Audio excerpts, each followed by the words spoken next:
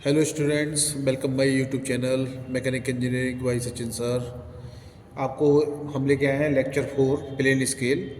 Next सो का question of scale का।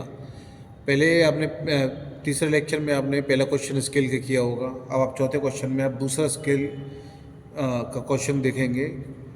बहुत सारी प्रॉब्लम्स हैं स्केल्स में। मैं कोशिश करूँगा ज़्यादा से ज़्यादा आपको ये प्रॉब्लम्स को सॉल्व करा सकूँ, क्योंकि जितनी ज़्यादा प्रॉब्लम आप सॉल्व करेंगे उतना ही आप आगे कॉन्फिडेंट हो जाएंगे।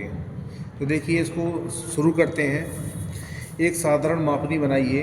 इसमें साधारण मापनी वही प्लेन स्केल होता है, या इसे सिंपल स्केल भी कहते हैं। एक साधारण मापनी बनाइए जिस पर 2 सेंटीमीटर द्वारा 1 डेसीमीटर को प्रदर्शित किया जा सके। मापनी पर 7 डेसीमीटर 8 डेसीमीटर की दूरी को प्रदर्शित कर कीजिए। यानी कि एक ये प्लेन स्केल को बनवा रहा है जिस पर 2 सेंटीमीटर द्वारा 1 डेसीमीटर को प्रदर्शित किया गया है। मापनी पर 7 डेसीमीटर 8 सेंटीमीटर की दूरी को हमें प्रदर्शित इस पर करना है। तो सबसे पहले मैंने आपको पहले लेक्चर में बताया था, इस क्वेश्चन को करने के लिए सबसे पहले आपको रिप्रेजेंटेटिव फैक्टर निकालना होगा, यानी कि निरूपित भिन्न।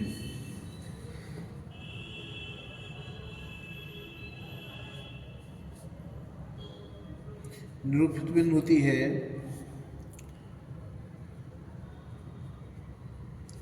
आरेखन में प्रदर्शित माप अपॉन आरेखन में वास्तविक माप। इंग्लिश में अगर हम देखें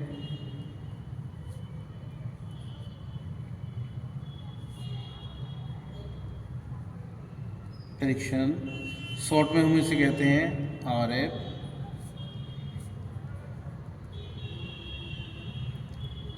dimension of object in drawing upon actual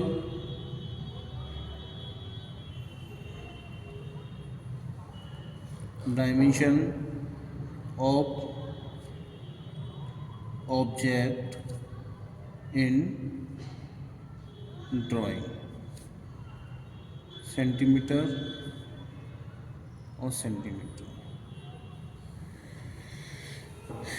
तो ये है निरूपित भिन्न। निरूपित भिन्न का फॉर्मूला जिसको हम कहते हैं पहला नंबर 1, शॉर्ट में कहते हैं RF।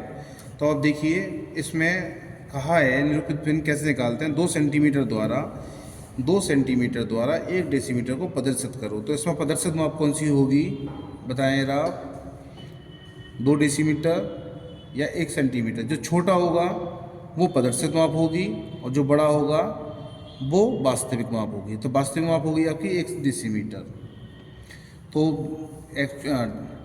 आपकी जो प्रदर्शित माप है वो हो गई आपकी 2 सेंटीमीटर और वास्तविक माप हो गई आपकी 1 डेसीमीटर। हम जानते हैं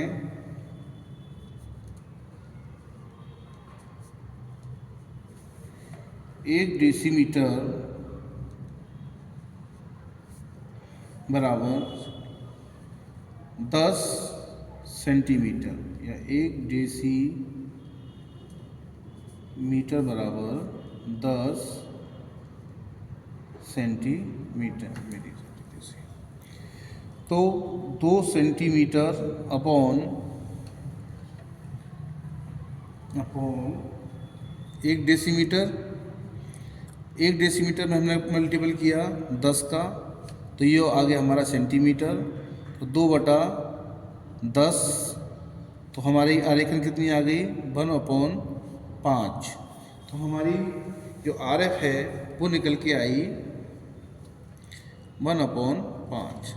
नोट कर लें कि रिप्रेजेंटेटिव फैक्टर हमारा फ्रिक्शन कितनी आई है, 1/5। अब हम निकालते हैं नंबर 2, मापनी की लंबाई, लेंथ ऑफ स्केल। मापने की लंबाई होती है अधिकतम दूरी गुणा निरूपित भिन्न, मैक्सिमम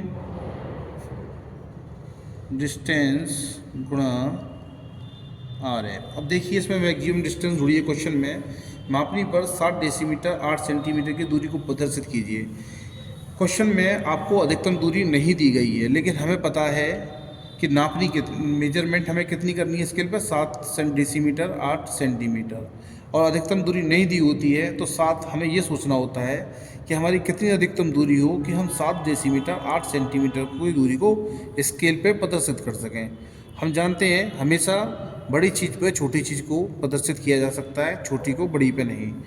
इसलिए हम 7 डेसीमीटर है तो हम इसको 8 डेसीमीटर ले लेंगे, जिससे ये हमारा 7 डेसीमीटर 8 सेंटीमीटर हमारा दूरी, हम अपनी दूरी को स्केल पे आसानी से प्रेजेंट कर सकते हैं। तो हम करते हैं लेट अस एज्यूम, माना कि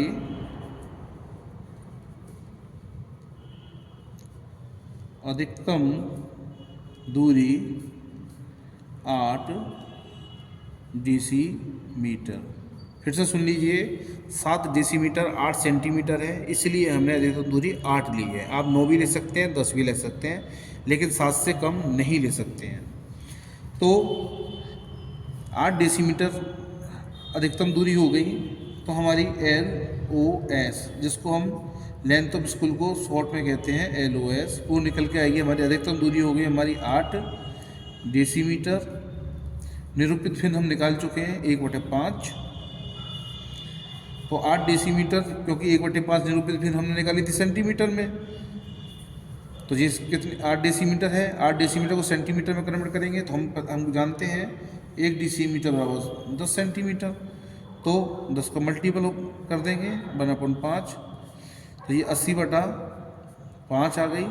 5 से काटें तो आपकी आ गई 16 पंजे 80, 16 सेंटीमीटर। तो हमारी LOS जो निकल के आई वो आ गई हमारी 16 सेंटीमीटर। अब जो हमारे 16 सेंटीमीटर आई है ये हमारी मापनी की लंबाई है। अब हम नेक्स्ट में मापनी की लंबाई के बराबर मापनी की लंबाई के बराबर हम लाइन खींचेंगे। अब हमें स्केल ड्रॉ करना है, तो हम मापनी की लंबाई के बराबर एक स्केल खींचेंगे जो कि हमारी 16 सेंटीमीटर है। आप देख रहे हैं, देख सकते हैं, इसको सीधा करने का तरीका है 16 सेंटीमीटर।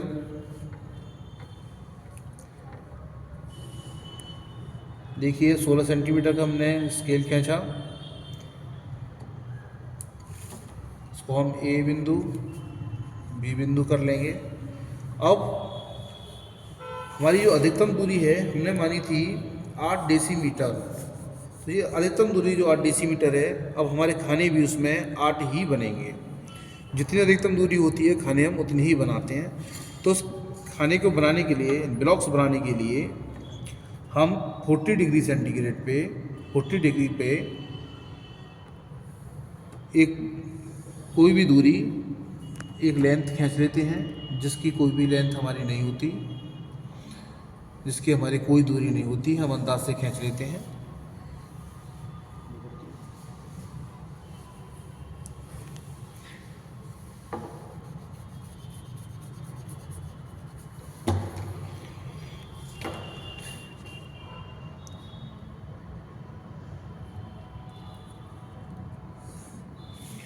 अब हम प्रकाल में कोई भी दूरी भर के 8 खाने लगाएंगे, क्योंकि हमारी जो ब्लॉक है वो 8 ही हैं, इसलिए हम सेंटर मानते हुए ए को 8 खाने लगाएंगे।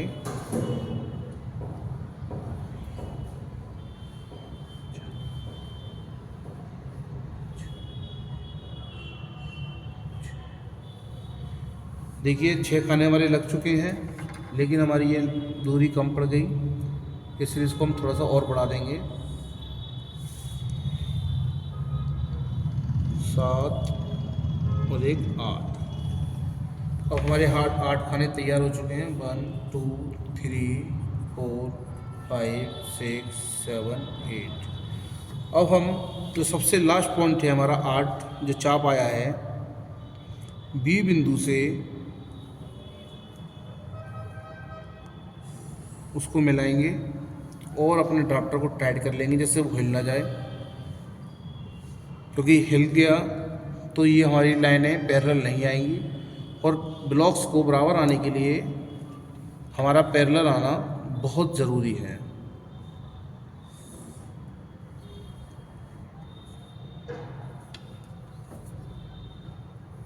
और देख पा रहे होंगे मैं किस तरह से इनको पैरेलल कर रहा हूँ।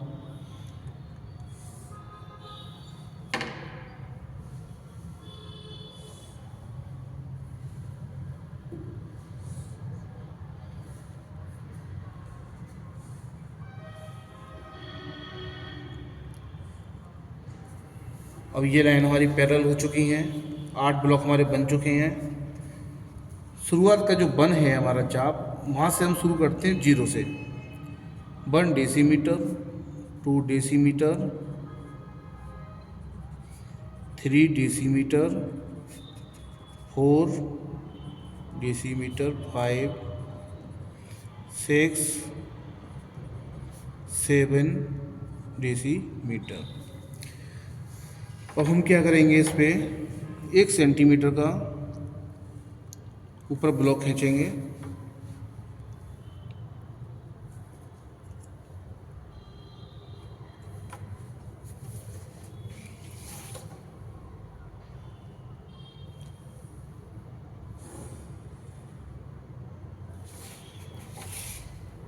और इसको सीधी लाइन करेंगे। इसी तरह इन सबको लाइन कर देंगे।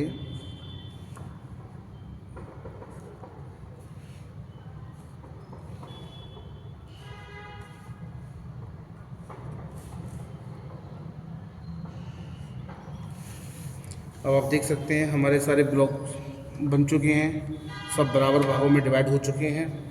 अब हम जानते हैं कि 1 डेसीमीटर बराबर 10 सेंटीमीटर, तो हमारा एक खाना 10 सेंटीमीटर के बराबर होगा।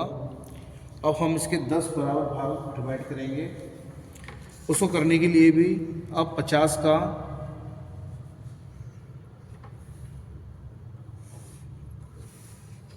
डिग्री पर एक लाइन खींचेंगे और बराबर बराबर इस पे लाइन कर देंगे। इसके 2 तरीके हैं इसको चाप लगाने के। पहले तो या तो प्रकार में कोई भी दूरी भर के 10 चाप लगा लें, या फिर आप उस छोटे छोटे अगर ब्लॉक बनाने हैं तो आप डायरेक्टली स्केल में कोई भी दूरी 2 mm की या 3 mm की दूरी भर के टिक लगा सकते हैं उस पर। जैसे मैं 3 पे लगा रहा हूँ।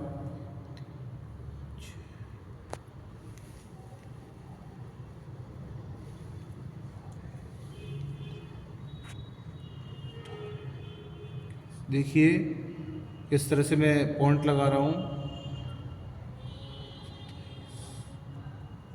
ये पॉइंट्स हमारे लग गए हैं। तो जो हमारा सबसे लास्ट पॉइंट है, देख रहे हैं, ये सबसे लास्ट पॉइंट है।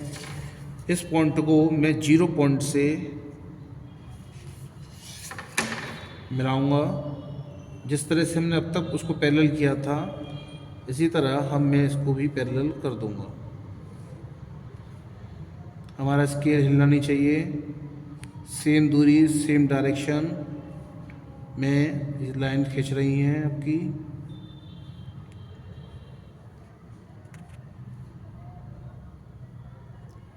आप देख सकते हैं इसके 10 खाने हो चुके हैं। अब जब खाने खिंच जाते हैं तो 90 डिग्री पे हम उनको ऊपर की तरफ खींच देते हैं।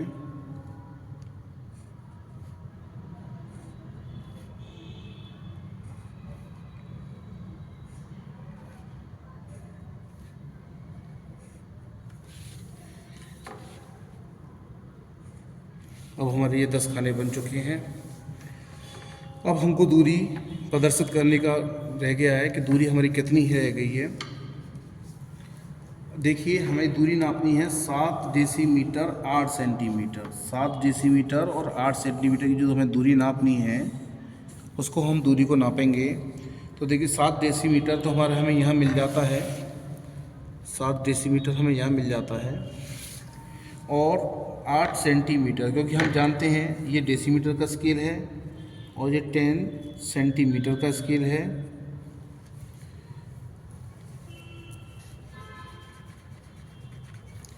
ये स्केल जो हमने 0 से लेफ़्ट साइड बनाया है वो हमारा 10 सेंटीमीटर का स्केल है। तो आप देख सकते हैं, काउंट कर सकते हैं, 1 2 3 4 5 6 7 और 8। ये हमारा 8 पॉइंट है। और इस 8 से मैं एक एक्सटेंशन लाइन ड्रॉ करता हूँ और एक दूरी स्केल ड्रॉ करके एरो बनाता हूँ, जो कि हमारी दूरी को डिनोट करता है 7 डेसीमीटर एंड 8 सेंटीमीटर। यहाँ हमारा RF था 1/5। देखिए, हमें ये लिखना ज़रूरी होता है यहाँ पर लाइन पर कि 1/RF, जो RF है हमारा निरूपित भिन्न, वो 1/5 है और दूरी ये है। ये हमें दिखाना कंपलसरी है। ये इसका एक आंसर है। अब हम देख सकते, अब इसकी हम लेंथ ऑफ स्केल जो हमने बनाई थी, लेंथ ऑफ स्केल की भी हमें डायरेक्शन देनी होगी, डायमेंशंस।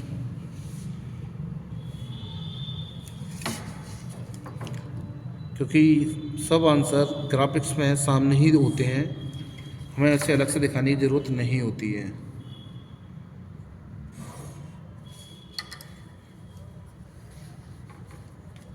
डायमेंशन लाइन आपको ऊपर से देने की कोई ज़रूरत नहीं है। अब आप यहाँ एरो बना सकते हैं, जो कि हमारी LOS है, वो थी हमारी 16 सेंटीमीटर। अब जब ये हमने बना लिया है तो HB पेंसिल से हमेशा ये ध्यान रखें, इस स्केल को डार्क ज़रूर करें, क्योंकि ये हमारा मेन ऑब्जेक्ट है और ये मेन ऑब्जेक्ट अगर डार्क नहीं होगा तो हमारा आंसर सही नहीं दिखेगा।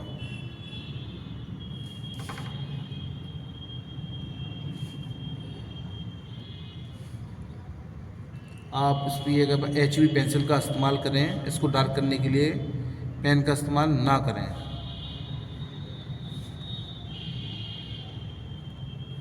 यहाँ जहाँ मैंने ब्लैक पेन का इस्तेमाल किया है वहाँ पर आप HB पेंसिल का इस्तेमाल करें। अब आपका स्केल कंप्लीट हो चुका है, पूरी तरह से आपका स्केल बन चुका है। आपको स्केल में कैलकुलेशन और आपको पूरा कंस्ट्रक्शन आपको बनाना होगा, और जब ये आपका जब कंप्लीट हो जाएगा तो इस तरह से आपका ये कंप्लीट हो जाएगा, तो आपके 14 नंबर फाइनल एग्ज़ाम में कंप्लीट हो जाते हैं। Thank you guys for learning a plane scale. अपने दोस्तों को भी बताएं, सब्सक्राइब करें, शेयर करें, उनको भी सिखाएं, वो भी सीखें, आप भी सीखें, और आशा करता हूँ आपके मार्क्स अच्छे आएँ। Thank you.